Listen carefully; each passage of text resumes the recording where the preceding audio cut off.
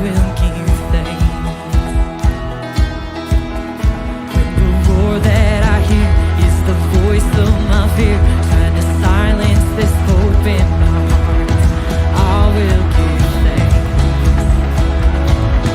I will give thanks. The song of thanksgiving is my battle cry. With joy as my weapon, I'll stand and defy the lie of the dark with my hands lifted to the sky. Come on. I will rejoice. I will rejoice. I'll dance in your kindness and claim every yes and amen. I will rejoice. I will rejoice. I'll shout of your goodness forever again and again. When it's all stripped away and it seems it's too late, hope is buried and dead in the grave, I'll speak your name. I'll speak your name. A song of thanksgiving is my battle cry. With joy as my weapon, I'll stand and defy the lie of the dark with my hands lifted to the sky. I will rejoice. I will rejoice. I'll dance in your kindness and claim every yes and amen. I will rejoice. I will rejoice. Shout of your goodness forever again and again.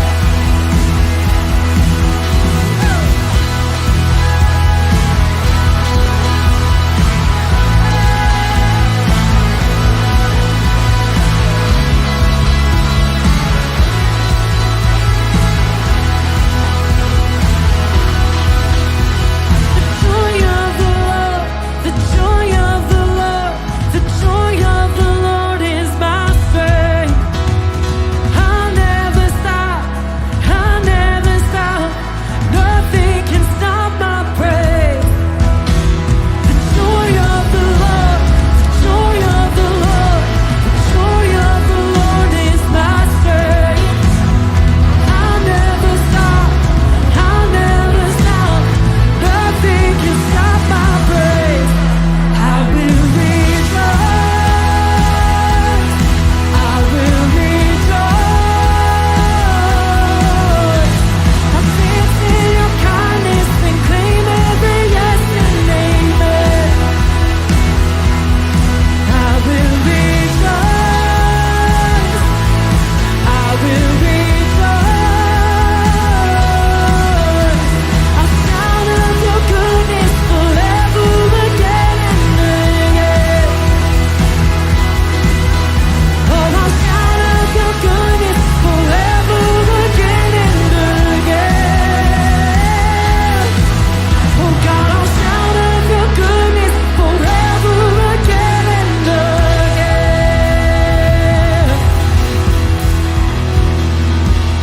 Well, good morning. How are we doing this morning, Canvas? It's a great day. My name is Mikey. This is Tiffany. We Hi. just want to say welcome. If this is your first time here with us at Canvas, we would love to meet you at the end of this gathering. If you head out these doors, there's an info booth on the left side, and we would just love to get to know your name and give you a Chick-fil-A gift card. Yeah. I'm on the house and Can't tell you use it about all the today. exciting things that we have coming up at Canvas. We got a lot of big things. There's something big this weekend, right, Tiffany? If you didn't know it already, happy Mother's Day, moms! We love you, moms. Ladies, we love you. We're so thankful for all that you do. We just have a little something for you on the way out because you're the bomb. Oh, that was a dad joke. I'm sorry, that's next month. We got something for you, and dads, if you're now just panicking, like, it's Mother's Day, don't worry, we have your back. There are Mother's Day cards in the bathroom. Write a little note. I'm not kidding. They're in the bathroom. You're welcome. She's being for real. Celebrate the moms in your life and have fun doing it. Speaking of finding ways to create healthier marriages, we have our very own marriage conference coming up May 16th. Yep. And it is actually sold out. But here's the thing. If you realize that you signed up for it, you cannot attend for whatever reason, we would love to open up as many seats as possible so that people can really step into this conference. There's a lot of people eager to take new ground in their marriages, and so there's a booth out these doors as well, straight out from these doors. We'd love for you to give up your seats if you're unable to make it, because we've got a great waiting list of people who would love to go. Huge. And then, because we are having so many couples come in, there are also so many wonderful many kids. It's going to be incredible. So many kids. And so if you would love to help us in creating a fun, safe, epic environment, and you want to be a part of that, we would love to have you sign up. So you can sign up either at the booth out there or through the Canvas app, I think, right? Just click away. It's going to be a ton of fun. Well, guys, we have a lot coming up, and God is doing incredible things. He's going to do incredible things through this marriage conference, but He's doing incredible things today. We serve the same God that we read about in Scripture, performing miracles, changing lives, changing trajectories of families and generations, and He's doing the same thing today. So let's worship Him together.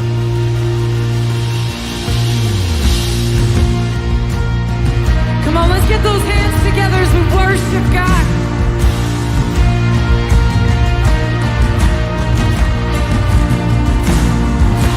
Remember those walls that we called sin and shame?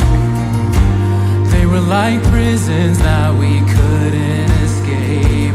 But He came and He died and He rose. Those walls are up now.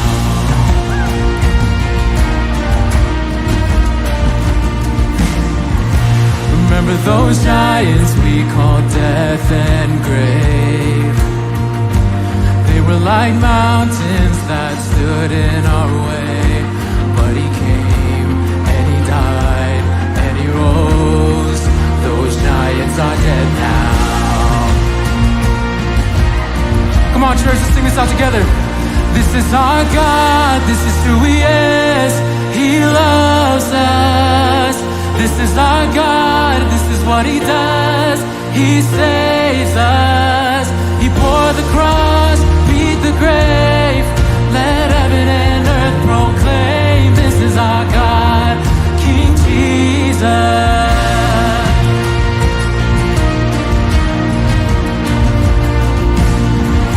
Remember that fear that took our breath away. Faith so weak that we could barely pray, but He heard every word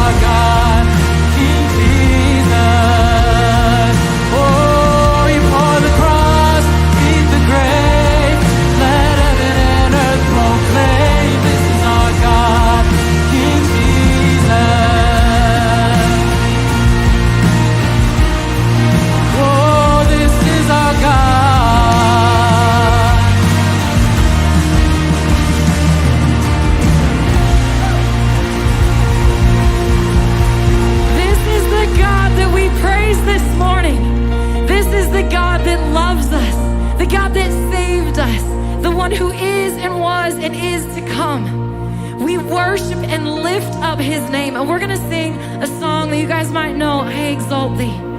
And to exalt is just a fancy word of saying we lift you high. And so in this place, when we lift our hands in worship, it is an outward show of the inward love that we have for the God that went before us, the God who loves us, the God who saves us.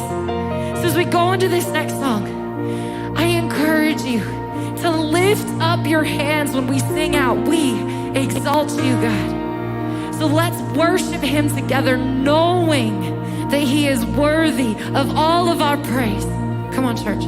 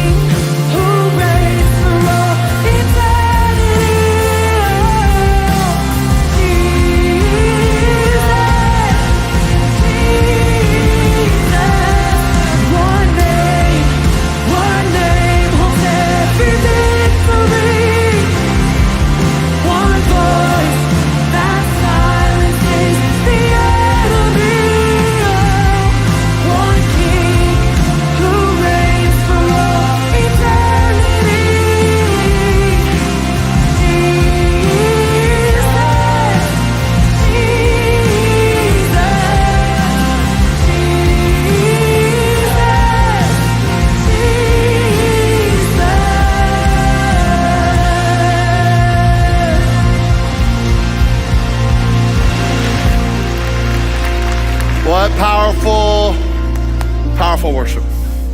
Singing to the one who's worthy of praise, who loves us so much. This is why we come here, to sing about the wonder of who Jesus is, and then to hear the word preached, imparted into us to go live the life he's called us to. Here's what I want to do. Before we get to the preaching of the word, I want us to do a couple of things. While I'm praying, I want you to give Jesus what's weighing you down. It might be a concern that you have, a care that you're carrying, a weight that's just been distracting you even during this worship time. And as I pray, I want you to give it to him so that your heart is ready to hear the word that God has for you. Maybe you're just not wise this week and did some things you know you shouldn't have sinned.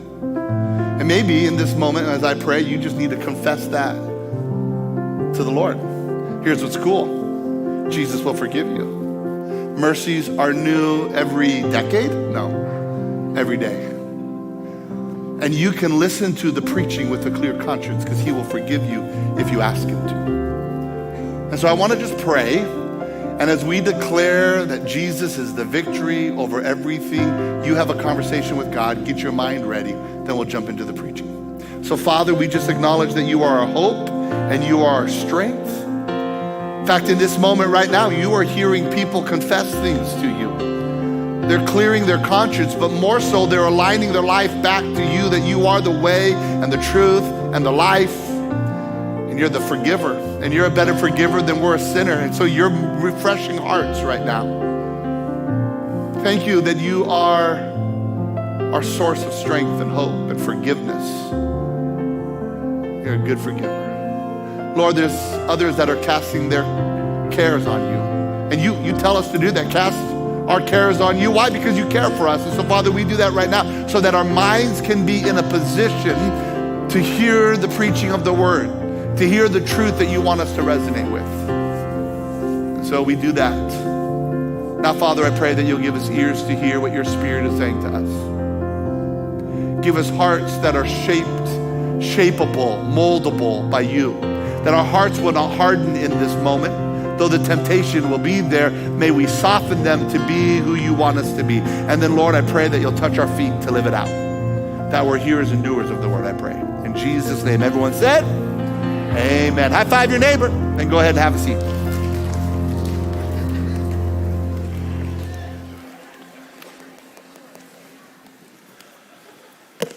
Well, let's start right away with the most important thing of the day. Happy Mother's Day to all the mothers in the house. Big day. Thanks for being here. And we always want to give a shout out to the moms. In fact, let's do that. Let's just applause for the moms right now. Would you do that, please? My mother watches my message every Sunday. And so shout out to Mom, Bernice Gear is her name, and my mother-in-law watches also every Sunday. So Vicky, shout out to you as well. My mom gives me a report almost every week how she liked the message. My wife gives me a report from my mother-in-law how well she liked the message, and so it's always fun to hear that's going on. And so shout out to all the mothers. I texted we have a gear thread. All of my kids, five kids, 24 down to the age 11, and I texted all the gears with my wife is on that thread. Happy Mother's Day. More to let my kids know it's Mother's Day, and so I'm like, Happy Mother's Day. And my 24-year-old, the first child, texts back, I already wished her Happy Mother's Day. I beat you. And so I texted back, when you were pooping your pants as a child, I was telling your mother Happy Mother's Day. And so we're not a competitive family. I just win. And so there's that. But happy Mother's Day. We're in this series, three things just to get us going, and then we're going to go whammo. And I'm excited about the message here. A couple things. We're in a Friends series. We're in the week 3 of the 6-week challenge, and I hope you're dominating that. And that's for everybody as we are doing the 6-week challenge. Now, here's the deal. I just want to double down on this. The point is not to show up for 6 weeks. That's a waste of your time. The point is to hear the message and live it out. That's the challenge right there. That you're hearing what's talked about and applying it. The message starts when I conclude. That is so important to understand. The message starts when I conclude, because the depth of a message is not in the hearing of it, it's in the living of it. You got up this morning, you got yourself ready. Some of you are looking really good.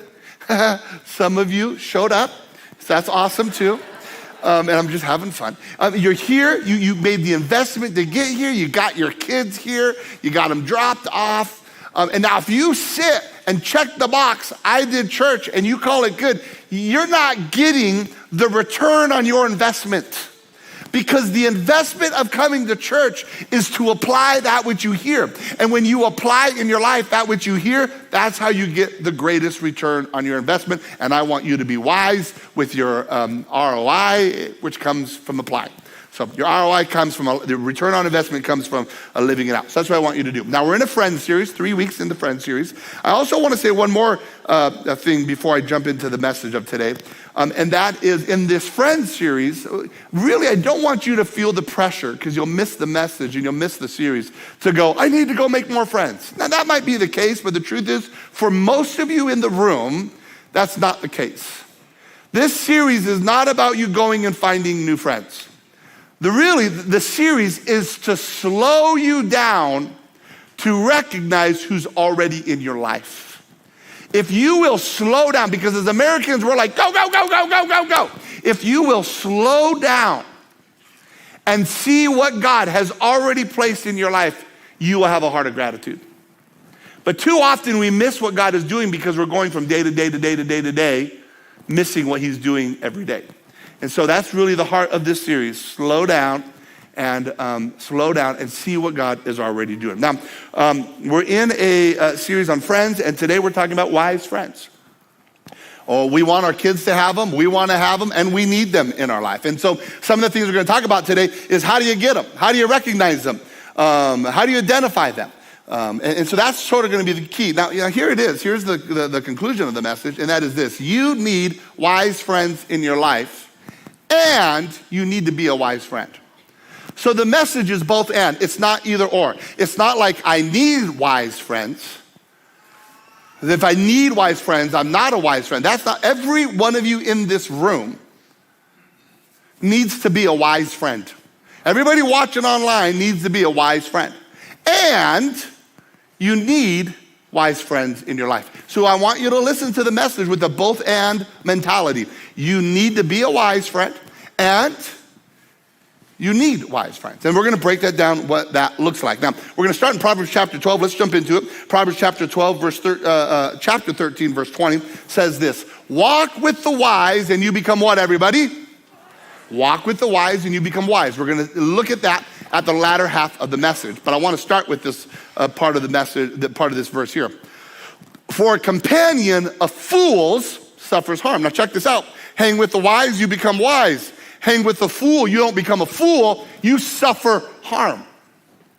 There's a significant drawback to being surrounded by a companion of fools.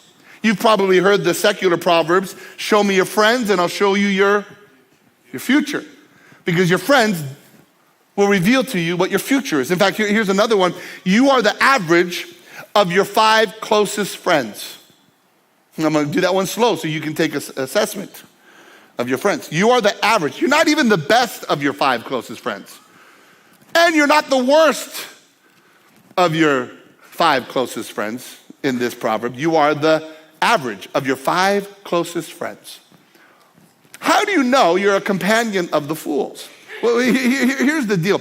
We are less self-aware than we think we are. I think in fact, the minute you think you're self-aware, you've just declared you're not. Because you're not aware enough to realize that you're not self-aware. We need people in our lives to help us be who we see who we really are. In fact, several years ago, I did a 360 evaluation of myself. So I had the board do an evaluation on me. I had those I lead do an evaluation. I had my coworkers do an evaluation on me. 360. And I figured out that they were all wrong. No, I learned a lot about myself. I was like, what? But you know what really helped me become aware of me, and it's an ongoing process, I've never completed there. Having children will reveal a lot about yourself. And then when they become 16, when they're 16, because at 16, they figured out everything. I mean, they know everything about life. Any 16-year-olds in the house, 16-year-olds in the house, 17, 18-year-olds, you know it. You guys know everything. And they'll tell you. I'm going to pick on you guys for just a little bit. And they'll tell you. My 16-year-old daughter, Dad, you're rude. Who do you think you are? I will tell you if I'm rude or not. Oh, that was rude. Yeah, she's right. You learn a lot about yourself from your kids and from your, you can learn a lot from your wife. That's always fun. And that's why we're having a marriage conference on Friday. But who you hang out with is who you become like. It's just a true reality. And it shapes who you are. You are slowly, that's the key word there, slowly. You are slowly affected by who you spend time with. It will shape your spirit. It will shape your mind. In fact, who you hang out with over time will shape what you look like. You ever seen couples that are married for a long time and they look alike? Same body type. It's just weird. You can look like your dog. Have you ever seen people that look like their dogs? It's weird. Because who you hang out with is who you become like. By the way, I want to pause the message and just tell you a quick story. It has nothing to do with the message, but it's awesome. And on Wednesday night, I'm preaching this message. And by the way, the dog thing's not even in my sermon. I'm preaching this part of the message right here. And there's a couple sitting up over there. They attend on Wednesday and they serve on Saturday. They're attend one, serve one couple. Boom. But I get done preaching, and I walk out, and they're coming down the stairs. And it's a husband and a wife and two teenage boys. And they're just smiling real big. And they're like, "You're not going to believe this." They go, "We went to dinner before church. And the kids want another dog. And we already have two. But the boys want another dog." And they had this little picture of this little puppy. They go, "They really want it." And I was like, no. And so to be kind, here's what I said. We're going to go to church. And if Kevin says dog in the message, you guys can get the dog. So I'm up here preaching. In my notes, there is no word dog or nothing. I just say you look like who you look like with who you hang out with. And that thought comes to me, people sometimes look like their dogs. And so I said, so out of the blue, sometimes you just look like your dog.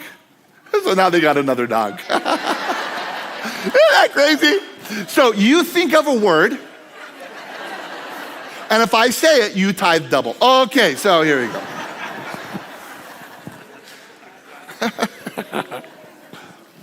Let me give you some signs of a fool. And this is to give you information to spot fools in your life. Because why? Because you want to know who you're hanging out with. And if all your time is spent with fools, you're going to suffer harm. So let's just talk about fools, and then we'll talk about wisdom. But here's some signs of a fool. Number one, they hate God. You're like, well, that's a harsh place to start. Psalms 14:1. The fool says in their heart, there is no God. So already their default setting is going to be they're a fool. They enjoy sinning. They find pleasure in sinning. There's a pleasure in that. And that's a fool. They hurt people. They hurt themselves. They despise wisdom. Rebuke a fool and he'll despise you, says Proverbs chapter 9, verse 8. They talk a lot. What do I mean by that? On social media, they just vomit everything. And they're boastful, or they're drama, or they're just complaining about stuff. They're fools. They just talk a lot. They're just blah, blah, blah, blah. They slander. They're quick-tempered. They're just quick to get upset about stuff. They're Karens. They're just like, ah! They stir up drama. They stir up fights. They're just causing conflict. These are fools. In fact, listen to this verse. I love this verse. It's Proverbs 18:6. It's great for every 16-year-old. Here's what it says. A fool's lips walk into a fight, and his mouth invites a beating. I have a kid that I'm having memorize that verse. A fool's lips walk into a fight, and his mouth or her mouth invites a beating. That's a fool. Fools create this kind of chaos storm around them. But there's something else you need to know about fools. Fools are fun. I would be lying if I didn't say they were. They will entertain. They can add a spice to life that maybe we shouldn't have, but we like to see. Fools are entertaining. I like to compare fools to butter. I have butter up here.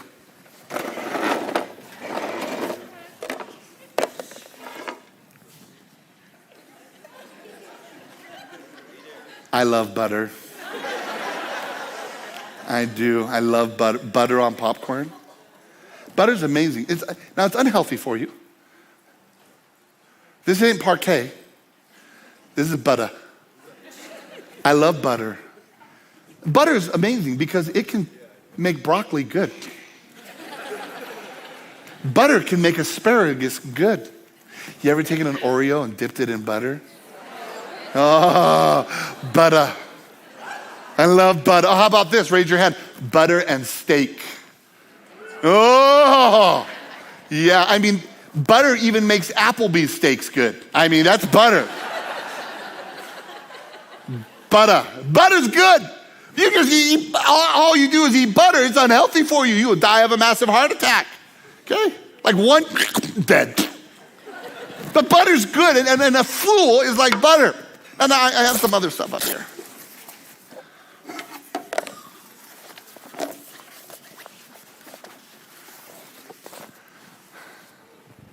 This is you. This is you. I'm trained in knife work. Watch. Just joking. Insurance wouldn't let me do that. I've been practicing though. So, okay. You like that one more than the 9 o'clock. I think the 9 o'clock was tired. They're like, 1, 2, 3. I wanted to show them the other finger. Anyways, that's not true. That's not true. If that offends you, just go to a different church. Okay, so I need your seat. Anyways, so this is you. I'm just done. This is you, and you have a purpose. You have a purpose to cut things. Okay, this is you. Now here, watch this. Watch what happens with a fool. I'll cut. It works. Over time, if I continue to cut butter, even though butter is soft, over time, what's going to happen to the blade? It's going to get dull. Butter does nothing to help the knife.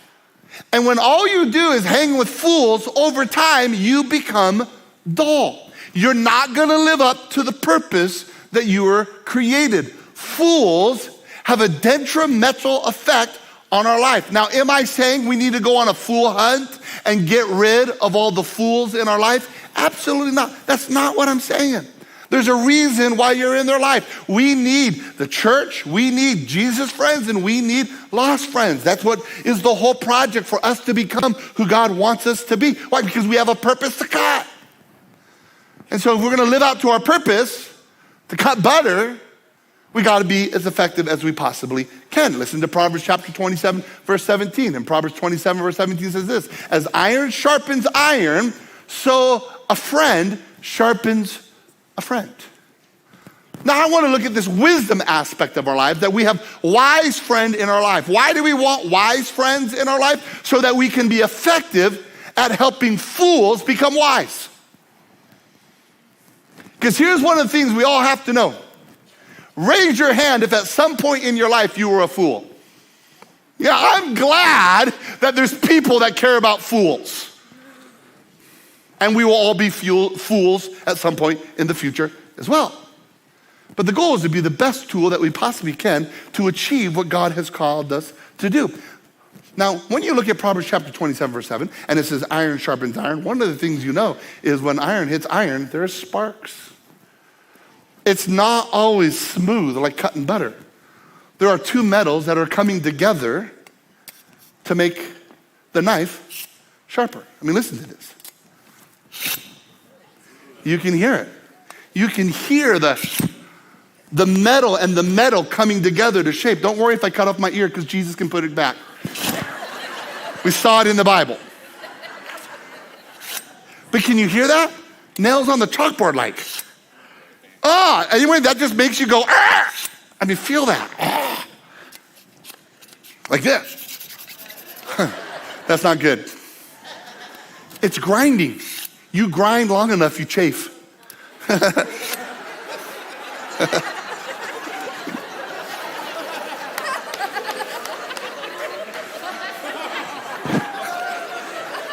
Nine o'clock didn't get that. And so,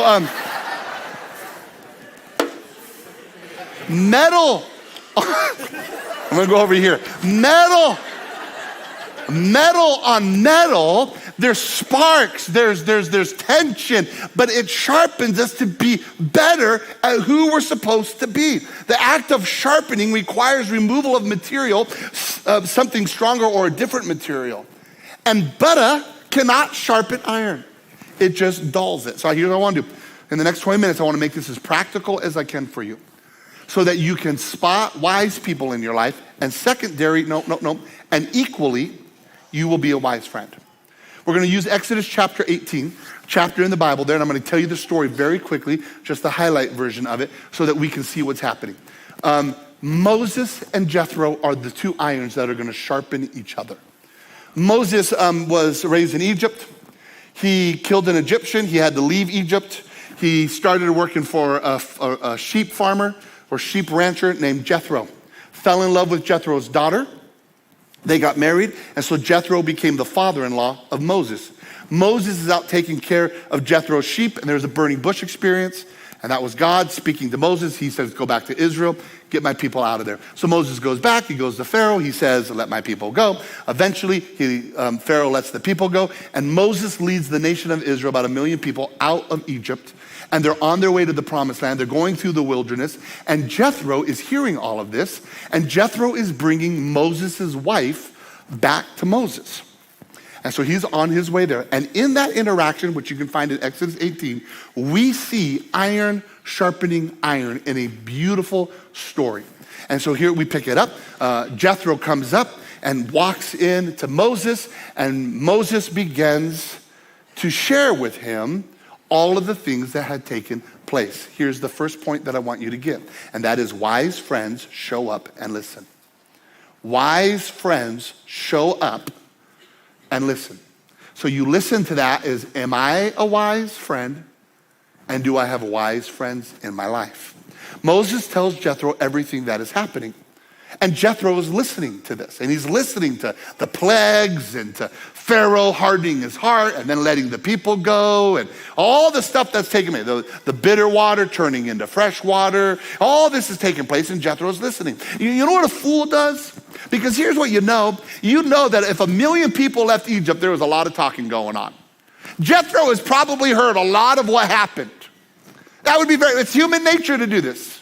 But who knows that when a person tells a story and then that person tells a story and then that person tells a story, the story gets changed along the way. You ever play the game telephone? Yeah. So Jethro, I'm sure, has heard all kinds of different stories about Moses being a long ways away and hearing all of this. So what Jethro does is he goes to the source. A fool will always believe hearsay and create stories out of hearsay and come to conclusions out of hearsay. But a wise individual goes to the source. They will give you benefit of the doubt until they hear it firsthand. And this is what Jethro does. Jethro goes and he listens to Moses tell the story. And watch what happens as Moses is sharing the wonder of who God is. Exodus chapter 18, verse 9 says this: Jethro was delighted when he heard about all the good things the Lord had done. There's this iron sharpening iron right here. Jethro was delighted when he heard about the good things the Lord had done for Israel and rescued them from the land of the Egyptians. Jethro is seeing firsthand what God is doing through Moses. And this is a powerful, powerful time. Why? Because wise friends show up and listen and learn and are delighted. Do you have wise friends in your life? Or are you a wise friend? Because see, sometimes what we do is we're just so quick to give our opinion, we never listen. And we're giving our opinion on things we don't know about. And the more we talk, the more we look like a fool because we don't know firsthand. So a wise friend shows up and listens. Here's the second thing that we see in this story, and that is this: wise friends point to God's goodness. Wise friends point to God's goodness. They're quick to show the fingerprint of God in the story. Wise friends help us see the goodness of God, the fingerprint of God. They encourage you and inspire you. When you're around wise friends, your heart for Jesus grows. You're encouraged by it. I want to be the kind of person that when people are around me, they love Jesus more. I want to be the kind of husband that when my wife is around me, she loves Jesus more. I want to be the kind of father that when my kids are around me, they love Jesus more. And by the way, that doesn't mean I'm perfect. That's not what I'm saying. Sometimes they love Jesus more because they see the wreck that I am. And if God can forgive me, they got hope. You know what I'm saying? So the goal is not to be perfect. The goal is to be you, but acknowledge that Jesus is in you. I'm going to talk more about that next week. But I just want to be the kind of person that inspires people to love Jesus. I was, last week I was traveling and I was in Billings and I was sick last week. I don't know, I still am fighting something in my lungs. In fact, just talking about it now I got a cough. And I'm on a great antibiotic that's helping him. But I was traveling all week last week. My wife went with me. I was 4 days in Billings. And then I was speaking in Sacramento at a conference. And then I was in Seattle speaking at a church. And I try to do everything in 1 week and then I can be home. And then we came home Sunday night. But after speaking at that church, the pastor, his name is Troy and his wife's name is Jana. They're dear friends of mine. We spent time together because the flight out of Seattle on Alaska leaves like at 9:30. And so we spent the afternoon together. Well, you put Troy and I in a room or in a car because the wives are sitting in the back and we're up front. First of all, we both talk loud. And we're like, ah! like that, you know. And then we just have so much to say. And we want to hear what the other person, and it is sparks. I mean, and we disagree sometimes, and we're not afraid to challenge each other. And I mean, it's just like, and, you know, the ladies in the back are just like, get us out of here. But we're just, I mean, it's high energy, and we're both intense individuals, and we're just like, ah! And I'm going to tell you, after hanging an afternoon with Troy, I love Jesus more. After hanging out with Troy, I'm a better pastor. After hanging out with Troy, I love people more. After hanging out with Troy, I'm excited to come back and lead. There's this sharpening of iron that is taking place and sparks are flying. But I love Jesus more. And one of the things that Troy does is he's just pointing out the fingerprint of what God is doing through the church. I was telling him about Easter and I'm like, we baptized over 200 people. And I said, one of the things I loved is I stand in the back and I hear everybody's story. And one of the themes is how many of the people getting baptized was spurred because they started reading the Bible.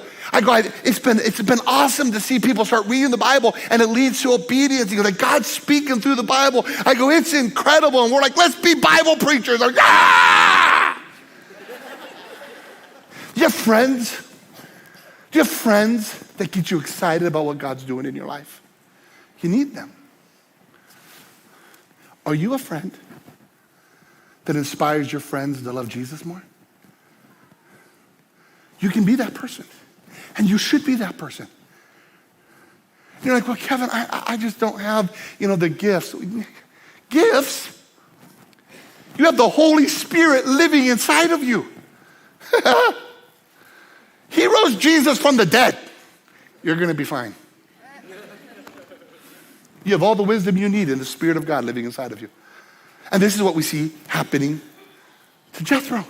In fact, what's happening in this conversation between Moses and Jethro is what is called being honed.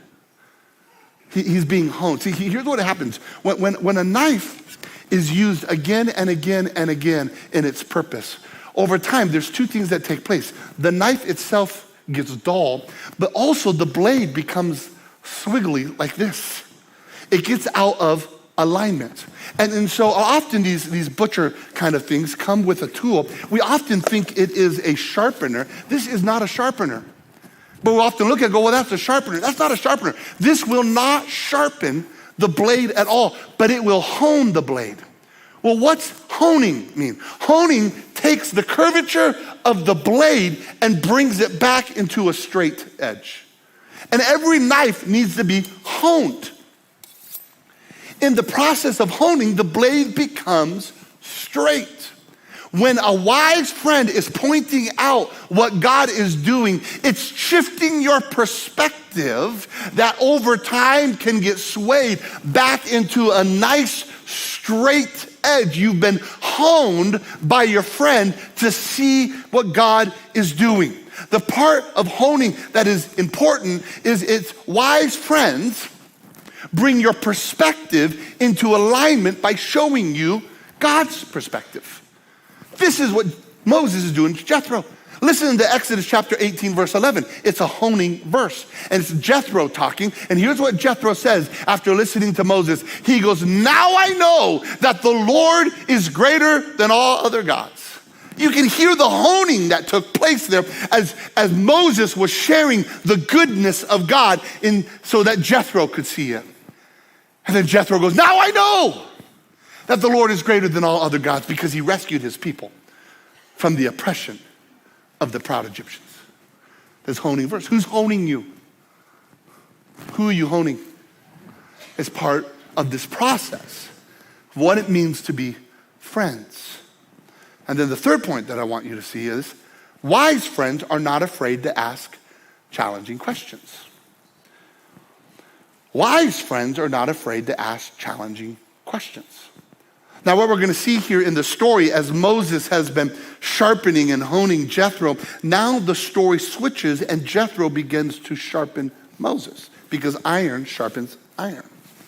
That day ends and Jethro hears all the stuff that God did. And then the next day in the story, Moses goes back to his regular business and he sits down on a rock and the people of Israel would come to Moses and have Moses weigh in on problems or circumstances or give judgment calls.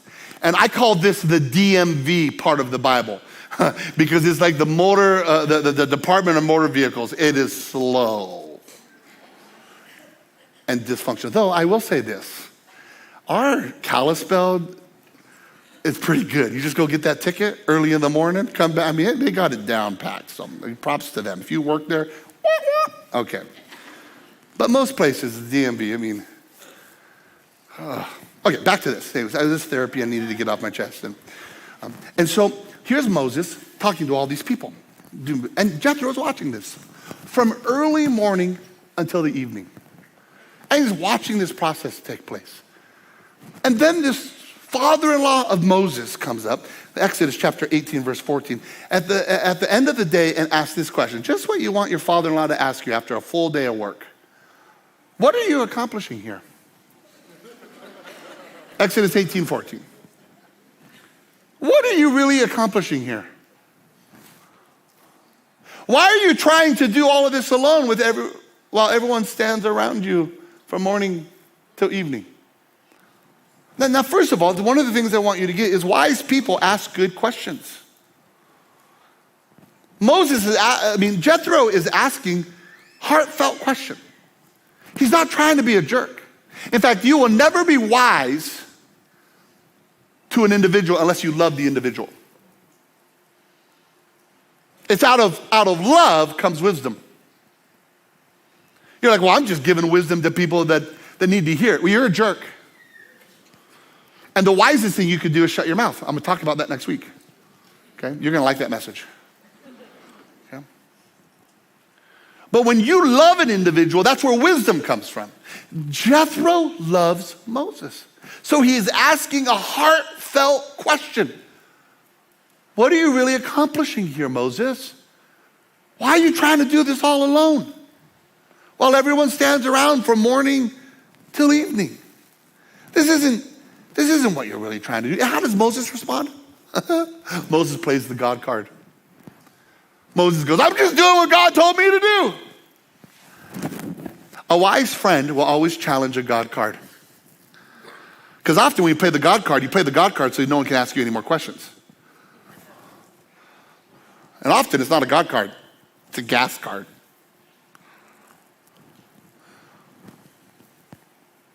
And so Jethro hears that. That's what Moses says. I'm just doing what God called me to do. I'm just trying to lead these people. I'm just trying to do the best that I know how. I'm just trying to be the best that I possibly can. And so Jethro asks these wise questions. And the way Moses responded, Jethro had an open door to give a little bit more wisdom. And he started with questions, but then he says this, verse 17, 18. This is not good. This is not good. Now, why would he say that? Was his judgment calls bad? No. Because he cares about Moses and he's looking at the big picture. Like, watch this as you continue to go on here. This is not good. You're going to wear yourself out. And you're going to wear the people out. Standing all day for one quick little decision, you're going to wear yourself out and you're going to wear the people out.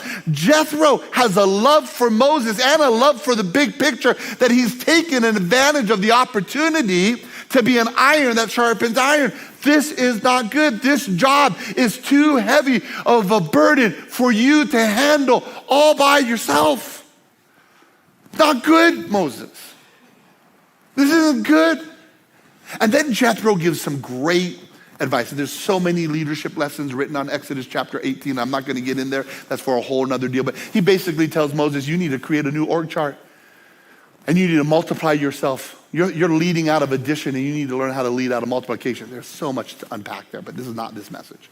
But Jethro gives this great advice to Moses, and Moses is listening to all of this, and he's leaning in to all of this. Because it's iron sharpening iron. Who in your life asks you the hard questions? I will say this. A person who is above being asked questions will do questionable things. Because we naturally drift toward dysfunction. Who are you asking hard questions to because you love the individual? And you're asking it more out of a love for them than for an opportunity for you to open your mouth. This is iron sharpening iron.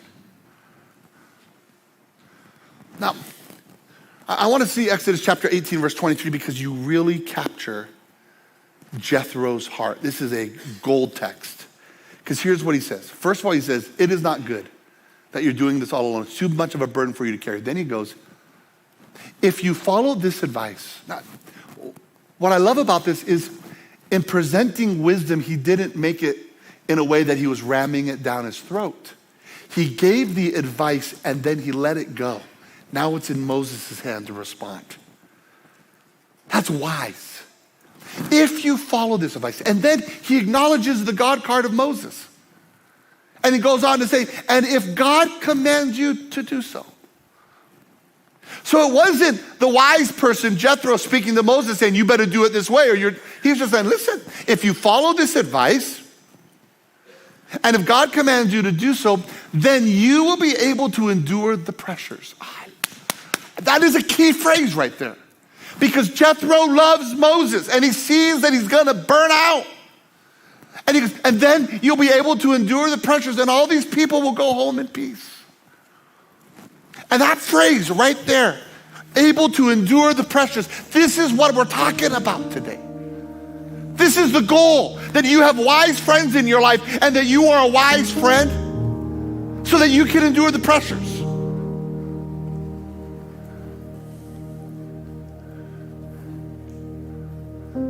To endure the pressure of being a mom, you need wise friends. There might be moms here today that feel all alone and you're being crushed by the pressure. You need wise friends that you listen to. To be able to endure the pressures of being a father, the answer is not man up and do more. It's to have wise friends in your life that will help you see better and live better and walk better. To endure the pressure of marriage, we need wise friends. To endure the pressure of leading, we need wise friends. To endure simply the pressure of this life, we need wise friends. And our world needs us to be wise friends. It's both and. That we are wise friends and we lean into the wisdom of the wise friends around us. And when we do that, this is what Jethro says, then the people will have peace. Why will the people have peace? because you will have peace. And one of the things you need to know about peace, it's contagious. Peace spreads. When a dad is at peace, the home is at peace. When a mom is at peace, the children are at peace. When a leader is at peace, the workplace is often at peace. Why? It's contagious. And Jethro, sharpening Moses, after Moses had just sharpened Jethro, if you follow my advice and if God commands you to do so, then you will be able to endure the pressure and the people will have peace. And Moses listened. In fact, you can read his response in verse 24. He listened. You know, he didn't get offended. What do you know? You're just a sheep farmer. Go shear a sheep. Leave me alone. There's a lot of great comebacks Moses could have used. But he listened to the wisdom. He applied the principles. In fact, there's a verse in Proverbs that says this: to a person who listens to wisdom, they will love that person, even though sparks might fly. So I say to us in conclusion here, let's have wise friends. We may have to seek them out. You need them. I need them. Secondary, not equally. Let's be wise friends. Humbly speak when the time is right. And the Spirit of God that lives in you will give you the words to say at the right time. Here's what I like to do to conclude. Would you grab that connection card? I'm going to do something a little different with this today, but I want you to all fill this out every week. Use the QR code in front of you. You can do it digitally as well. But here's what it says. The first one is, if you're not a follower of Jesus, or if you have made a decision in the last couple of weeks and never filled this out, would you just mark, I decided to follow Jesus? We keep record of that, and we want to know that. Put your name on it. We'll send you some stuff. But we just want to celebrate that with you. The second one here says this: I don't listen to advice. Maybe you need to check that one. And then props, because you just listen to advice. And if you're like, well, now that you told me to, I'm not going to. Well, then you're an arrogant person. And that's a problem. And you don't have peace. Maybe it's the third one. And this is important the way I wrote this. I will seek, will be a sharpening friend. It's not an either or, it's a both and. I will seek and be a sharpening friend. And then lastly, I'm grateful for the wise friends that God has put in my life. And I will thank them today. Here's what I want you to do down here. Or digitally. Make sure your name is on the front. If you're in a time of life and you're like, Kevin, I just need a mentor right now, I want you to write on there, I need a mentor. Or maybe you're in a season of life where you're like, I'm willing to walk with someone and be a mentor. Would you write on there, I will be a mentor? And what we're going to do is we're collecting these, and then our team is going to follow up with you and get maybe a little bit more information of who you are, and then we're going to put people together and help put a mentor with a mentee. And I really think God's going to use this to maybe even answer a prayer that you've been praying. So if that's where you're at in life, I want a mentor, or I want to be a mentor, or I need a mentor. You just put that on here, right here. Okay, would you stand with me all across the place?